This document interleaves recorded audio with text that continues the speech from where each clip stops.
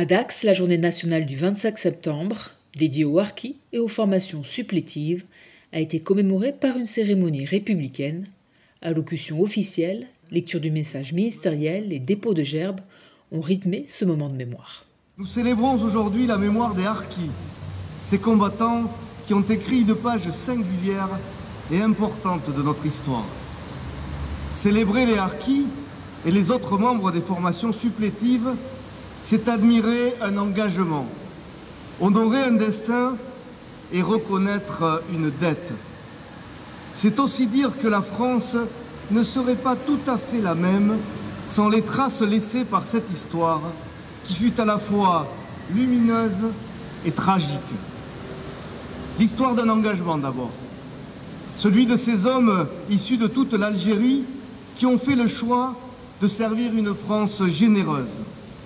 Leur histoire est celle du don de soi, du combat, de l'effort, de la fidélité à la promesse républicaine qui avait tant à donner et dont ils espéraient tant.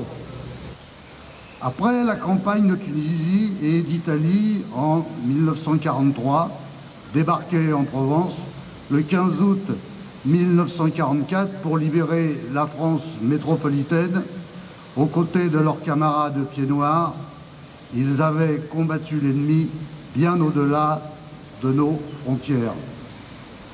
Par la suite, au cours de la guerre d'Algérie, dans le contexte insurrectionnel de l'époque, une grande majorité d'entre eux, groupe mobile de la police rurale, Moghazni, harkis, sont restés fidèles au drapeau, à leur chef et aux valeurs qu'ils avaient défendues.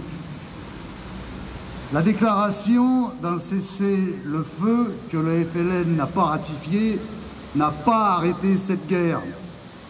Et sous les coups redoutables et terribles d'une terreur implacable, abandonnés, marginalisés, sacrifiés, ceux des harkis et des membres des forces supplétives et de leurs familles restés en Algérie, après l'indépendance de ce pays, objet de sévices effrayants et dantesques et que la France n'a pas su protéger, perdront la vie.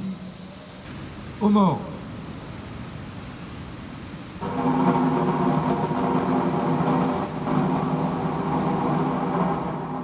Instaurée en 2003, la journée du 25 septembre complète le calendrier des commémorations nationales.